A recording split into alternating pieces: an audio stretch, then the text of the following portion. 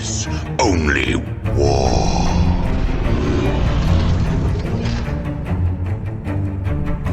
What is up, gents? 40k Dirtbags here. We won a grand tournament over the last weekend. We played Chaos Space Marines. We're going to do a 5-video event because it was 5 games. We went the only person to go 5-0. And I wanted to share with you guys kind of tactics, what we did good, what we could have done better, the lists we played against. And the last game was a very, very super competitive game. We actually beat the guy who won Atlantic City Open this year.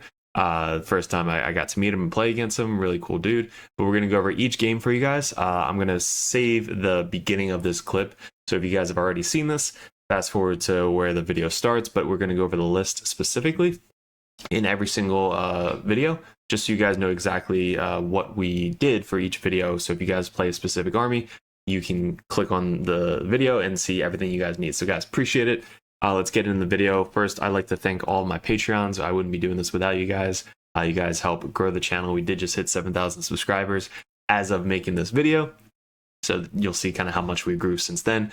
But first off, we're going to go into the merch. So like I said, if you guys already seen this, fast forward to the video. But we got merch, $1 for Dirtbag Dice. We got a bunch of different colors. We have green, orange, silver, blue, and a black, red color dice, which is, they all look sick. And all these stickers we sell with the dice. And then we have models such as the Caldus Assassin and Codiez. We are working on other models for 3D prints as well, but they are pretty similar to what you see on the tabletop, so you can use them as proxies. And then also the objective markers, if you see them in any of the games, they are sold in the link below. If you guys are interested in getting some new objective markers, you can pick any one of the pictures you see to my left here and put them on an objective mark and change the color for each one as well. They're all customizable. So that's the merch. But let's get into the video. First off, we're going to go over the list. So starting off at the top, we bring Abaddon the Spoiler. Now this isn't needed. There's a lot of lists out there that run triple Curse Cultists with triple Lords and Chosen, stuff like that. We didn't bring any of the Chosen or any of the Lords in this matchup or in this grand tournament. We were mainly focused on Abaddon and the Curse Cultists. And if you could deal with the Curse Cultists, then you still have to deal with Abaddon.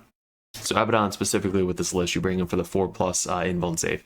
It gets around a lot of different stuff. It's a 6-inch aura, so every single turn you're going to have basically one of your Curse Cultist models within 6 inches of Abaddon, so that way you can have your entire unit have a 4+ invuln save. So it skews the math so much by having a little model tank a 4+ invuln melt a shot to the face multiple times coming in. So the way to kill this is mass volume of attacks compared to big shots trying to kill big guys in the unit. Because then you just take it on a little dark commune model and they die, and then boom, you don't really lose anything from it. So he's in there specifically for the 4+ invuln, and he takes care of any major tanks or huge units that you're really afraid of getting to you, because he's kind of just camping behind a wall, and then you need to launch him out when you need to launch him out. But Abaddon still super good, 310 points.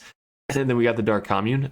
We have 2 of them as Undivided, and one of them is Nurgle. I started to run the Nurgle Undivided because when you start them on the table, you at least have a unit that can't be shot at outside 12 inches. And it really helps with turn 1 and turn 2 by taking over the center or taking over an objective that you want to just camp your 30 OBSEC unit onto, and then people have to get close to deal with them, or if they get too close, you just advance in charge and get in their face with your Nurgle unit. Now, they don't do too much damage compared to the Undivided, but they're there just to be a nuisance and kind of control the board in the center and on a far objective, because they can't be shot with the Nurgle strat. Now, we have 3 units of these guys because they naturally give the unit a 5+ invuln save, but once per game, you can do the advance in charge, +1 hit, +1 wound, which kills almost anything in the game, especially with full rerolls to hit, full rerolls to wound for 1 CP. So 2 units of Undivided, 1 with Nurgle. Then Cultist mobs, I just love this in Chaos Space Marines because they have sticky objective. So you always start 1 unit of these guys on your home field objective, so that way you at least make it sticky. So if they do happen to die, you still have a sticky objective that you can still get points. This has saved so many games getting that extra 5 or 10 points just because you have your home field objective. Again, it also helps with secondaries, where if you control your home field objective and then control center objective, you get points for your secondary game as well. So unit of cultists, almost 100% in all my lists. This list has 2 Curse Cultists, just so you can have 2 extra blob squads that one can do for blocking out your opponent. Move blocking, which we're going to do a video on, but move blocking, running to the center, stealing an objective, or just kind of getting secondary objectives in the corners if you want to put one into reserves as well. But again, they're both Nurgle just because the Nurgle on your defensive units is so good, because if you need them to survive for points, you can't be shot outside 12 inches. So let's say they're bombarding you with Plague Burst Crawlers from super far away, you could just spend 1 CP. Now they can't shoot at your Nurgle unit on turn 1 because you really want to make that home field objective sticky. So a unit of Legionnaires to piggyback with Abaddon. Abaddon does kind of need a bodyguard unit, so you can just spend 90 points for an extra 10 wounds, all with a 4-up invuln save because they're going to be attached to Abaddon, and they have all the marks. So they're able to advance and charge if you need to, fall back, shoot and charge, get exploding 5s or 5s to shooting, or 5s in melee because they're corn. So they get all the marks, which is great. You can bring a last cannon. I'm probably going to switch it up and get rid of the last cannon, but again, I'm not sure. Just one extra random shot that can explode on 5s. Strength 12 -1 d6 +1 damage is not bad, just to have an extra long shot. It might be the first one to die in your unit, but that's fine. And why you bring the Legionnaires is you put them with Abaddon. So if the model is on an objective, let's say you charge a unit and that unit's on an objective, Abaddon gains the full rerolls to wound because of the Legionnaires. So he has devastating wounds, 3 damage, AP 4. So he's running in, hitting on 2s, rerolling 1s because of Undivided, and then getting full rerolls to wound, most of the time wounding on 2s. So he's just doing so many devastating wounds to the unit that you're attacking because of the Legionnaires. The last thing that you bring the Legionnaires for is because of the reroll for the Dark Pact. So Abaddon gets me a 2-up Dark Pact CP. So if you fail your Dark Pact, you can have these guys re-roll it because of the icon in the unit. So you roll 5 up. If you don't roll it, you get 1 free reroll because of the icon. And then if you pass it, then you roll 2+. So many times I failed a 5 up, and then you re-roll it because of the Legionnaires, and then boom, you get your Dark Pact for a 2-up save or 2-up CP, which is huge. So then obviously you have your 3 accursed cultists attached with your Dark Communes. 2 are Undivided, 1 is Nurgle. Spikes, very good for secondary mission. They're 85 points. They're also Nurgle because you could bring Plasma Pistol and 2 Plasma Guns. So basically, you're coming in on the side table edge with 5 Plasma Shots, overcharging, obviously, and Dark Pacting. So you're exploding on 5s, and then you're Strength 8, so you're just nuking Marines most of the time coming in from the board edge. I've killed 5, 6, 7 Marines with these guys coming in, hitting on 3s, exploding on 5s, and then wounding on 2s. AP 3, 2 damage. It's kind of scary what these guys potentially could do, plus all the bolter shots, which I almost always forget about. But really good coming in from the side table edge. But what really makes them good is you can block out so much of your backfield with them. So as long as you keep them within 6 inches of the board edge, you can take them off the board edge at the end of your opponent's turn and bring them back on. So almost every single turn you're taking them off, because once you get your secondaries drawn, you can then bring them back on either the same spot, just because if you need to block out the board edge, you block out the board edge. But if you need them that turn, let's say investigate signals, behind enemy lines, engage in all fronts, or just block out an edge, you can bring them on, keep them 2 inches away from each other, bring them in 6 inches, and then boom, that's a huge 25-inch gap that you can block out of deep strikes or something like that. So they're really good for secondaries and really good at blocking out the backfield. And if you need them to come in late game to shoot something, they could do that as well. 2 Forge Fiends, because they're just super good for their points still. 1 Nurgle. This one should be Undivided, so I changed it in, I think, my tournament list. So I changed it to Undivided because it performed so well in test games. So I'm actually changing it right now. So the Undivided, it is always a 1 in reserves. The Nurgle one starts on the table, so it can't be shot at turn 1. So you put it behind the wall or something, and you always want to make sure you can walk at 8 inches and potentially get a shot off on something. But that one's starting on the table because it has the Nurgle strat, so you won't be able to be shot back outside 12 inches. So the Undivided comes in from a table edge almost always, and then gets a line of sight to what you want to kill. It's made to kill 10 squads of Terminators. So 10-man units or Terminators, that's basically what the Forge Fiends are made to kill. But also killing tanks and stuff because of the Undivided you spend 1 CP to reroll hits and wounds. So your devastating wounds just get carried over like extreme because of the rerolls. So 1 Nurgle, 1 Undivided with the Forge Fiends. And then we have 3 units of 3 Nurglings. They're just super good for blocking out secondaries, turn 1, objectives, all that stuff. So they're OBSEC 0. They can't go through walls, so make sure you remember that. You start them. I usually start 2 on the table and 1 in Deep Strike. So depending on if you need to move block or block out turn 1, like let's say you're facing Space Wolves or Orcs, you're going to want to try and block out, move block your opponent as much as possible.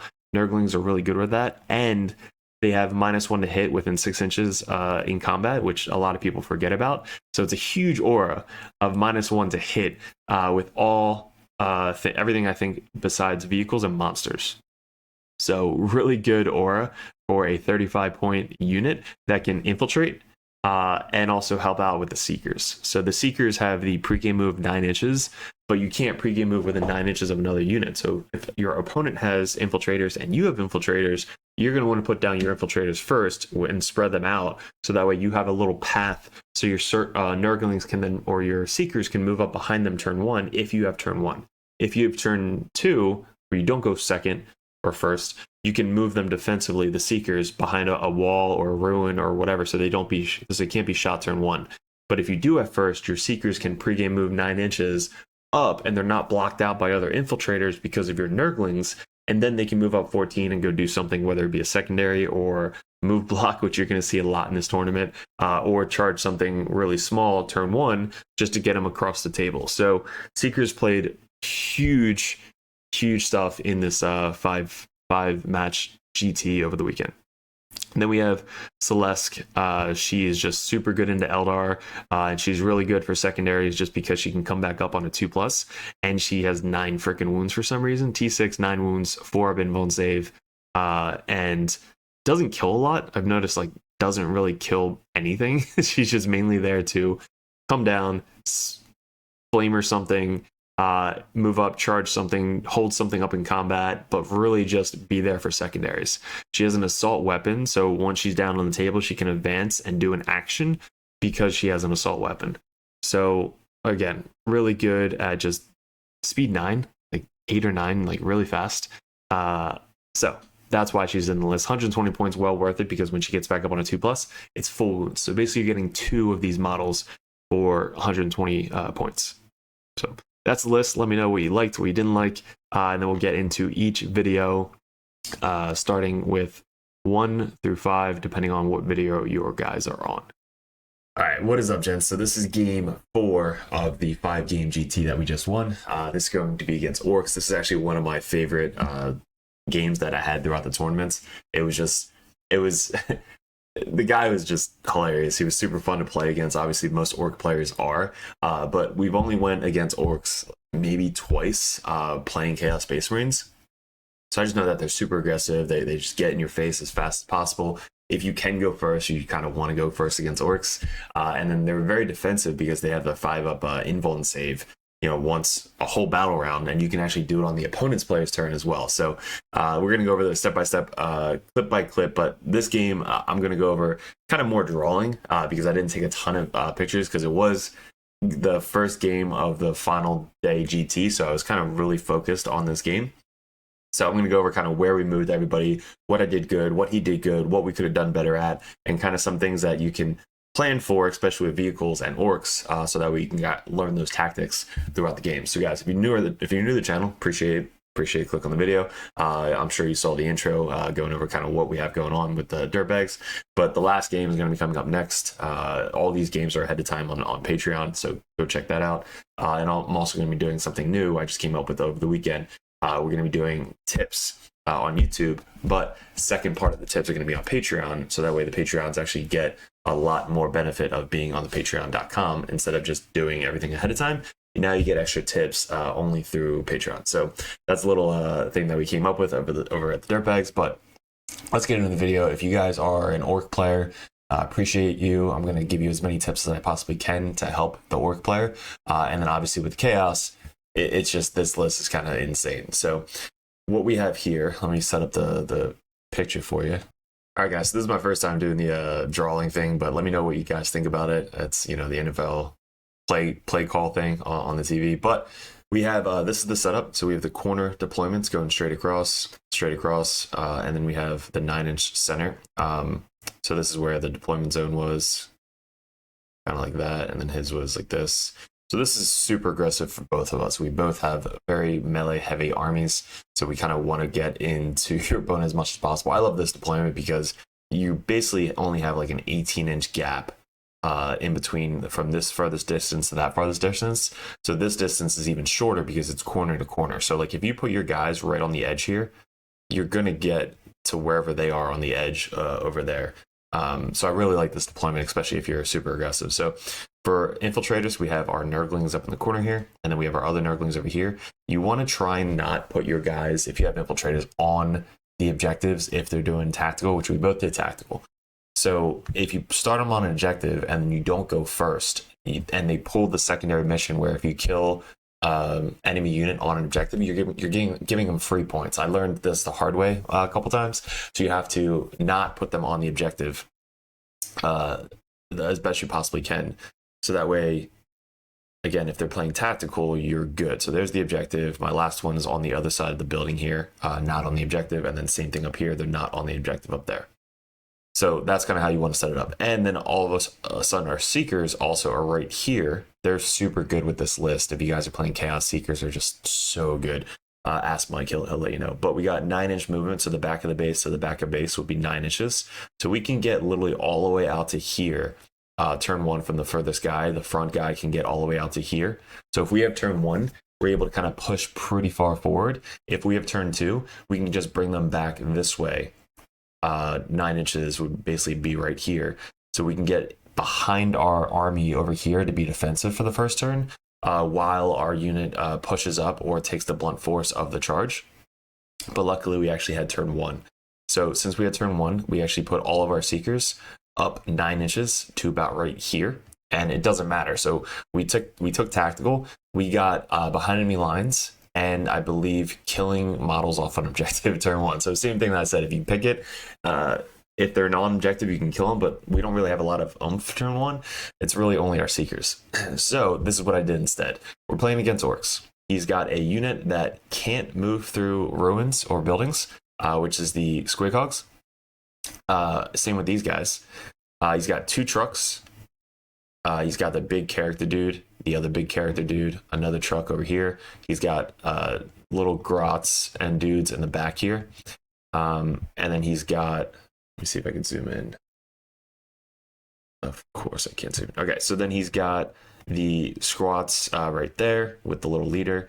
And then a big unit of boys with grots right there. So we got 2 units of grots, a unit of big fighty dudes, Squighogs, Squighog leader, and then 3 trucks.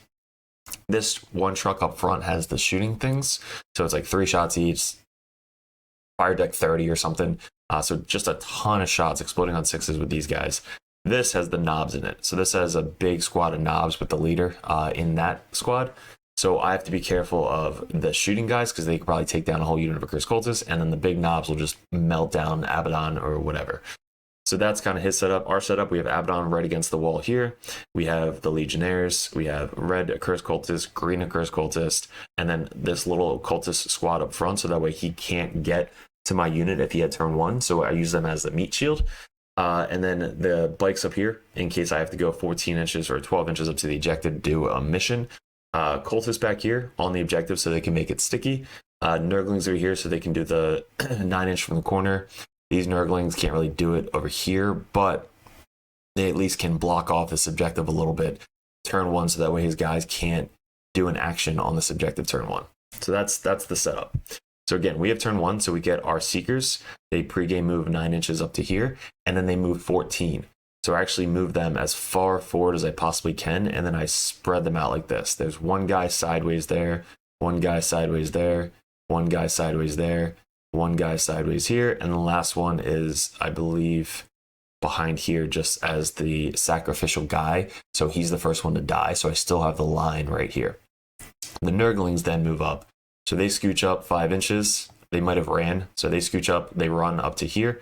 I can put a Nurgling right there, a Nurgling right there, and then the one on the other side of the wall can't go through the wall, so he has to stay right there. But still, that's blocking out. I'm going to do a whole video on this, by the way. Blocking out all of this, basically turn 1, because of the Seekers going sideways on their bases, staying within 2 inches of each other.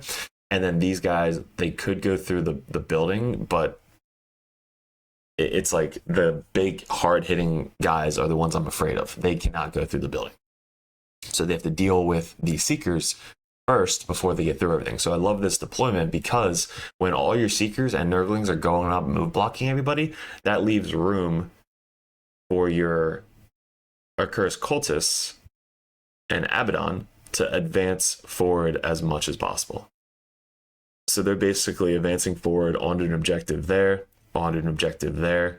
Abaddon is just running up behind this cover just to be protected a little bit. And then these guys are just running forward as much as possible to stay near Abaddon. I'll keep one green guy right there, or let's say right there near Abaddon, 6 inches. So that way this whole unit branching out from here has a 4-up invuln save from Abaddon. And then this whole red unit over here has a 4-up save because of Abaddon. So that is turn 1 movement. Is I have the Seekers up here. I have the green squad here. And then the red squad, I can get to the objective, but still the red squad is basically here, just waiting next turn for the advancing charge if needed. Abaddon is also just waiting there to kind of, fly forward if I need him to. The bikes scooch up just to kind of, wait for this side. And then the Nurglings stay where they are to wait for investigate signals. These guys made this sticky, so they were able to kind of back up a little bit to get investigate signals the following turn. We did have a Forge Fiend back here. He couldn't really get line of sight because he pregame moved everything. There's only a little sliver right here, which you can see through. But you can see he deployed, so that way, even if I did get that line, which is good in tournaments, you want to pre-measure everything, I can't then shoot them turn 1. So great movement on his part. So after my turn 1, I was able to charge the truck, and then these little dudes right here. So we killed like a couple of them, and then we held the tank up. Now I can't get base to base with the tank at all, so I was able to kind of pre-move all of my guys to keep them in position from piling in and being base to base. So that's how it works, is as long as you can get in combat, which is 1 inch from the wall, I'm able to charge the tank, charge the Grots, which I would have to get base to base, but I just leave it sideways when I get base to base. Now they're all in cover, or now they're all in combat. Also, they're blocking everybody from moving. So that's my turn 1. So this, like I said, I didn't take a ton of pictures, but this is going over from the first turn to then like turn 3. What had happened is you saw that the red squad ended here. Abaddon was here. The green squad was towing from here to here into Abaddon. So he couldn't really do anything on his turn. So what he does is he basically kills the Seekers that were move blocking him pretty bad. He kills the Nurglings pretty easily. So on my turn 2, and then his weird boy got picked up. I forgot he had a solo weird boy all the way in the back. He got picked up and dropped down right here for behind enemy lines. So we got behind enemy lines for 3 points on turn 1 with the weird boy. So then the bikes basically moved up, shot the weird boy. The cultists moved up, shot the weird boy, killed the weird boy. And I think the Forge Fiend helped out with that because he didn't have any shooting as well for 2 turns. So on my turn 2, I bring in my Undivided Forge Fiend down here to get line of sight onto his big ass boss guy right there, who has like the 4-up Feel No Pain, 5-up invuln save. He procced the invuln save on this top of turn 2, so that way his whole army had a 5-up invuln save for my turn and his turn, which was super clutch.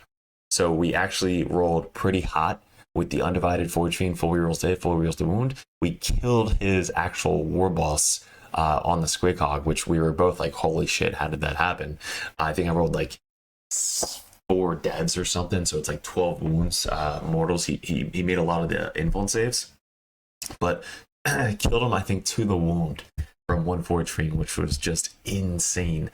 how that happened. Then we brought in our unit of yellow guys. Now, usually we rapid ingress these guys, but I believe we brought them in just to try and make the charge, 9-inch charge. If we make it, we make it. If not, it's okay. He brought his tank up to here with his guys. He got his guys out of the tank over there. So that's why when I brought these guys on, I thought if I can make that charge and just finish off this squad of boys, it would just make my job so much easier. But I failed the charge, so we're kind of still chilling out there, not on the objective. His boys are still alive. We advance and charge. Here's the little tactic that we did to help us win this game. We advanced and charged the red squad. He had a truck right here and a truck right here. So what we wanted to do, he basically blocked out himself from his big guys all the way in the back here. He only has this little spot right here and basically right there that because his guys are right against the wall. He doesn't have a lot of room to get out. So we played the tactic where you advance, charge, pile in around as much as possible of the tank, and then if you blow the tank up, he has to be able to place his guys away from the tank, and whoever he can't place dies. So we charge Abaddon in to this tank behind the wall. We pile in the Legionnaires to block off as much space as possible. I know Abaddon can basically kill that tank pretty easily. And then he gets his guys out, which he was only able to get out one dude and I think 2 of the shooting guys over there. So that blocked off even more space for the second tank. So the second tank basically got charged by the red guys, swallowed up by a lot. And then we blew up that tank with the full rerolls to hit, full rerolls to wound, +1 to hit, +1 to wound for our cursed cultists. So we killed that tank, and he was only able to get out, I think, the leader knob, and then 2 or 3 other knobs in the back here, and then everybody else died. So we killed 2 trucks and almost 70% of the shooting guys, and then 70% of the knobs. So we killed almost 700 points worth of guys on turn 2 because of the moving up, charging, piling in even more 3 inches around the vehicle. So there's literally no room because he can't get out within 1 inch of you. So that blocks off even more room from the tanks. So that whole mess right here is really what won us the game on turn 2. Because we just flood the zone on this side and we kill his boys without even really rolling anything. Which was awesome. So that was a huge play with the accursed cultists just surrounding everything, and then Abaddon just being in the middle over here. So that's what happened on this side of the thing. He still has a bunch of guys left. These guys are still alive. He's got his whole squad up here with the character dude up there. This Squigcog unit, and we killed the Squigcog character over here. Let's reset that. That's what I did on my turn 2. We made this sticky, that sticky, and that sticky because our cultists were basically turn 1, they advanced up onto this objective and this objective. So on my turn 2, that made both of these objectives sticky, and then I basically moved them up again to create another meat shield line with my regular cultists. So the first meat shield was the Seekers, the second meat shield was the green accursed cultists, and then the third meat shield would be the regular cultists. So we're basically just making line after line after line, still blocking this little gap right here, and blocking basically this over here. So this little movement block right here, he can't move through my guys to get to this objective. He has to kill them. So I know that he's not going to be able to have enough tax to kill the green accursed cultist squad. So this accursed cultist squad is basically just holding this character in place for 3-4 turns, because every time in the command phase I just make more dudes there and there to still block him from going this way. So it's just super annoying because they just don't die. I mean, they die, but then they just keep coming back. So he's got his unit attacking over here, his little Gretchen right there, and his big guy right there that just keep fighting this green unit that has the 4-up invuln save because of Abaddon, 6-inch aura. And then this red squad's taking a beating this turn because this squad came in from the truck over here, charged in and started attacking a shit ton onto these guys. The Squigcogs charged in, the Knobs charged in, this Squigcog rider charged into Abaddon's unit, almost killed Abaddon. That was scary. And then this Squigcog unit charged into the green squad over here to help out, whittle them down as well. So what you could do also is, since these guys charge in down here, since this guy was already in combat on my turn, when he charges in his squigcogs down here, I can remove these guys first. And since I've removed them first, this leader can't attack because he's not in combat. He didn't charge this turn, so he can't pile in or consolidate. So he actually is not in combat anymore. So he loses 7 attacks with his leader because he charged in with these guys who have to fight first. And then I remove the guys that are in combat with him. And then now this guy loses attacks. And then on my turn, I can just make guys near him move back up during consolidation and then attack him. And then on his turn, same exact thing. He fights back. I can remove him, and then he doesn't get attacks. So that's little tactics that you can do with this fight phase to stop big guys from attacking a unit from another unit that got charged in. So again, that's what happened over here. So he's got a bunch of combats going on over here. At the end of this turn, Abaddon is the only one alive with maybe 4 wounds left. He either has 2 or 4 wounds. He took a lot of 2 damage attacks from these 3 squighogs charging in. So all 5 guys died from the Legionnaires, and then Abaddon went down to 2 to 4 wounds. So that's kind of scary. Abaddon then slaps back with his 5-up invuln save. I don't kill all of them. I think I leave 1 guy alive. And then over here, we fight back just to try and kill as many of the little guys down here as possible. On my turn, this unit then gets to activate. They do the advance and charge to get up here and finish off the rest of these squighogs, these knobs, this truck, and these guys. So this unit does a lot to finish off a bunch of these dudes over here. The truck might have still been alive, I'm not sure. Or I probably killed it with this Forge Fiend on turn 3. This Forge Fiend scooches up over here to get line of sight onto this squigcog unit that's still alive. So I think I take it down to 1. These bikes scooch up and get line of sight onto the rest of the regular boys. I think I fall back, or I spend 1 CP to fall back, shoot, and charge.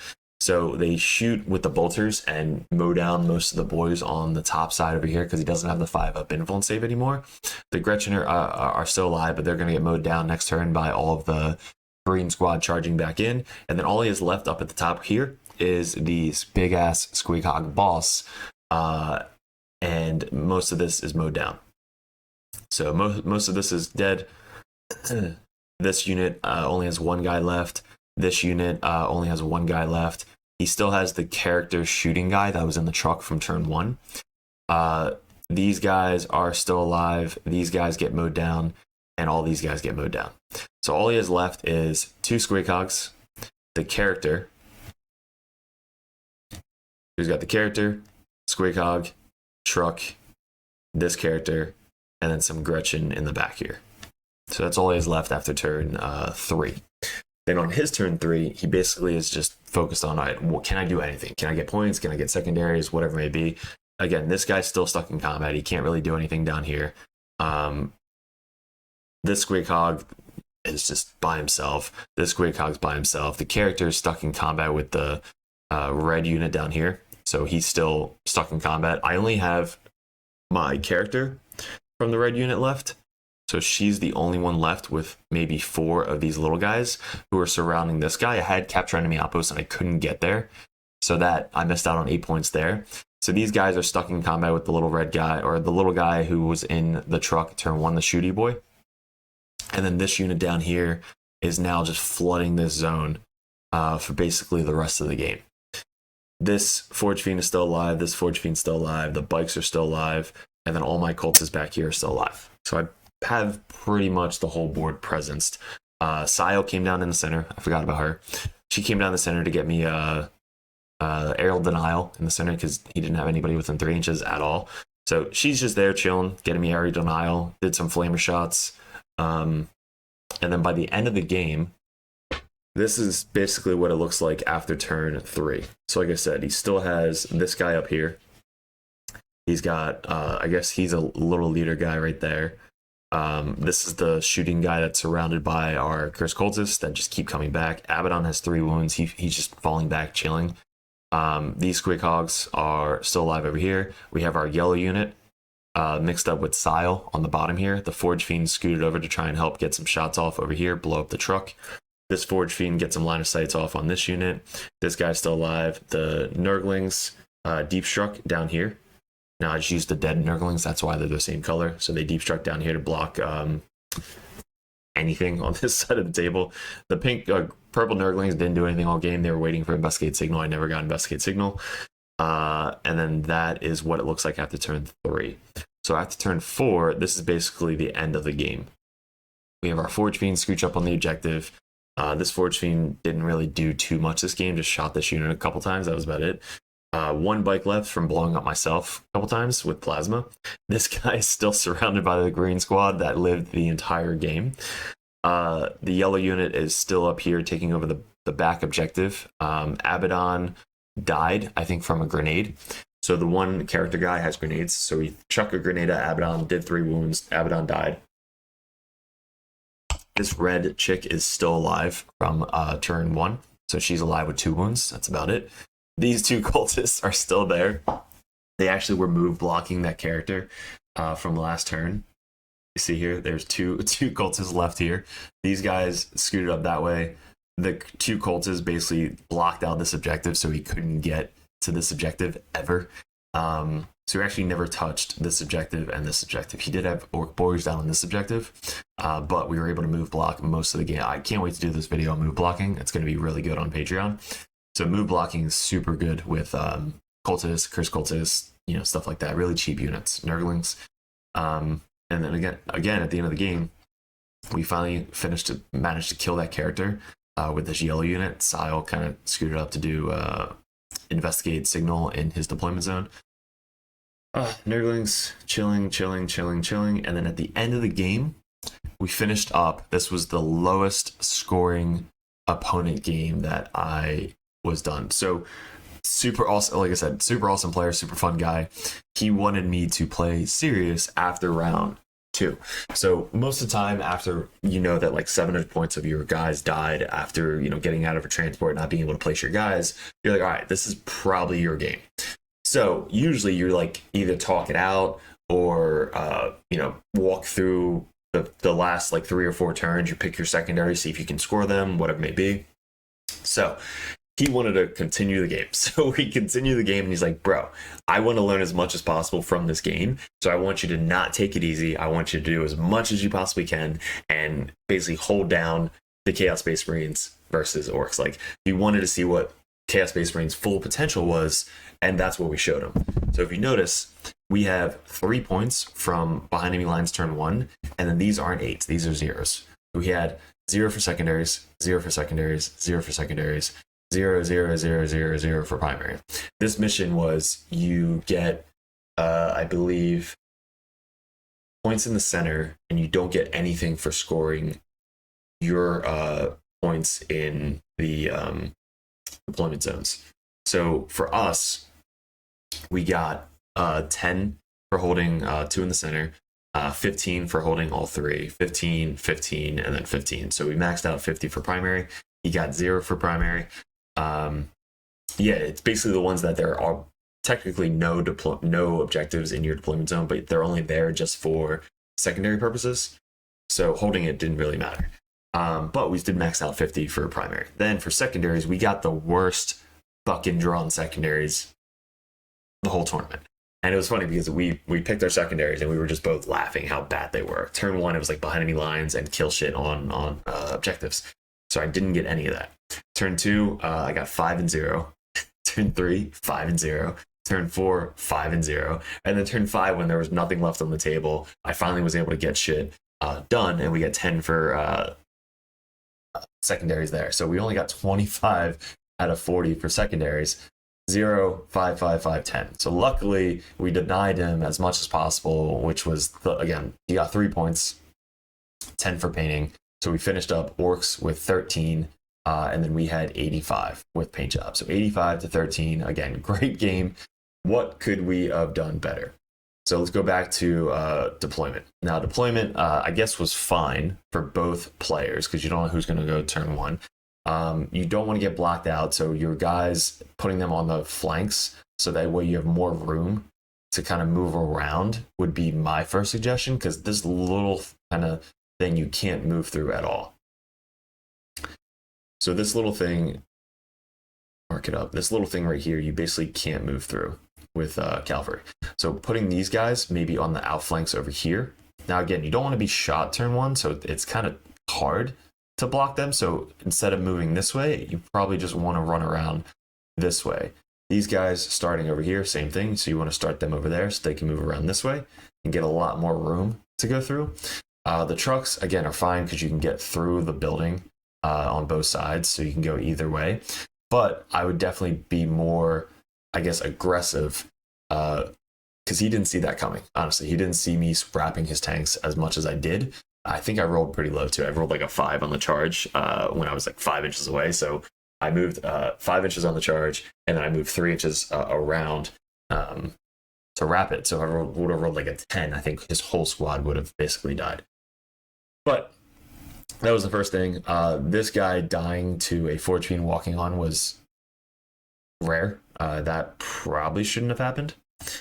So that was my biggest suggestions for him, being more aggressive with his trucks, getting his guys out sooner, especially the shooting guys. Like maybe putting the shooting guys up on the third floor here and just set them there, so that way when I stick out, you could just basically get plunging fire and just shoot down and mow down everything instead of putting them in the truck, or the truck starting back here, right? So that way it never gets tied down. So the truck can move up, the guys inside can shoot, the truck can move up, they can get out and shoot, or they can basically just stay where they are and wait for me to come at them. So that is the biggest thing right here. This truck with the shooting boys probably should have been over here instead. So deployment, I think, won the game. Turn 1 and turn 2 won the game.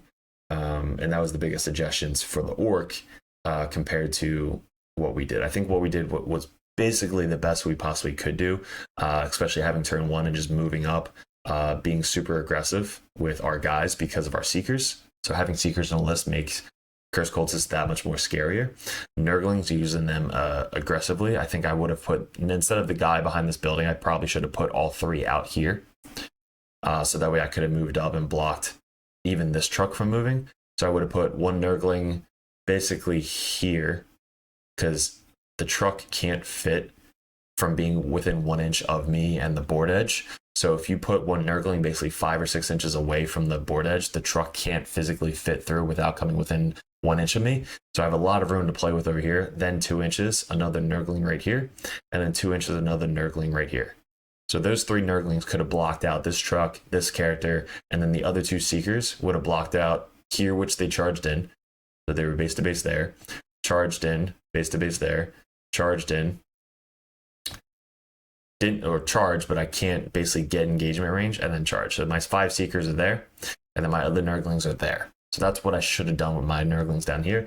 These Nurglings are strictly for secondaries, so they're not really moving or move blocking, and then everything else is move blocked up there. Orcs, you want to have a meat shield with these cultists as far forward as possible, so that way they're not really, if they shoot you, who cares? They're fucking cultists. But if you have turn 1, you can move them up, do a secondary, or advance them up to basically get even more meat shields in front of you. So they're following up behind the Seekers turn 1. So that was the battle. Again, super great game. This is game 4 going into game 5 of the winning of a GT. Next game is against Aeldari. That's going to be super aggressive. I have a lot more pictures in that one, but it's going to go over his list, which is really made to kill a Curse Cultist. He actually lost to 2 Curse Cultists at the World Championship from Games Workshop, so he's a really good player. He won ACO this year, he won ACO Atlantic City Open, which we placed, I think, 3rd or 4th there. I lost to Guard, which then lost to him in the finals. So yeah, really good opponent. First time I met him, playing against him. So that'll be the last game, so stay tuned for that. But if you guys want to support the channel, head over to Patreon. If you guys want to order some dice or dirtbag stickers or dirtbag objectives, they're in the links below. And head over to Discord so that way you guys can join the fun and order some of the merch. More merch is coming out. We actually partnered up with a sponsorship of terrain, so that those videos are going to be coming up. So if the terrain is great, we're going to have a sponsor on the channel. So guys, really appreciate it. Enjoy the next video. Stay tuned till the end. Good luck, and we'll see you in the last battle report of this grand tournament.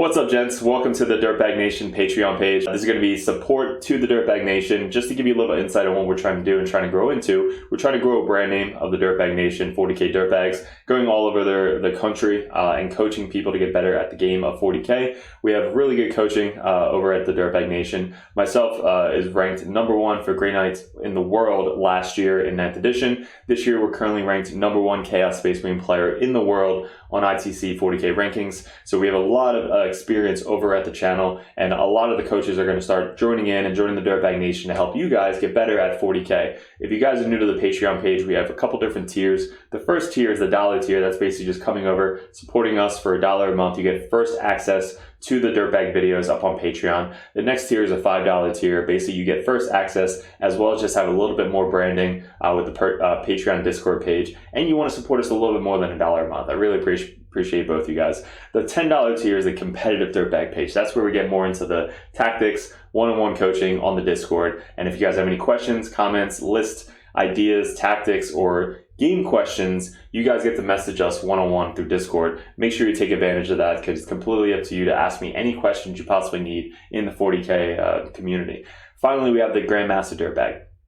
That Dirtbag is above and beyond. They come out and they basically want us to coach them one-on-one with calls on via Discord, TTS games, battle reports, or any tactical videos that you guys want suggestions to, you guys will get first access to, and we actually play live games for you guys or go over battle reports for our Grandmasters. Anything armies that you want to see specifically on the tabletop, that's the Grandmaster Dirtbag page. So it's just an explanation on what the different tiers are for Patreon. But again, thank you so much for the support. If you guys are thinking about it, you do have really good coaching. We drink beers, we have fun, we just kind of chill out and teach you guys how to have fun at 40k, unlike some other people on YouTube, but have fun at 40k, be good, win some games, more than you're averagely winning over there all over the world. And if you guys really just want to support the channel, we have our $1 and $5 a month as well. There's all the stickers and dice available to you guys at a discount, and you have your own Patreon tab in Discord that nobody else has access to besides you guys. So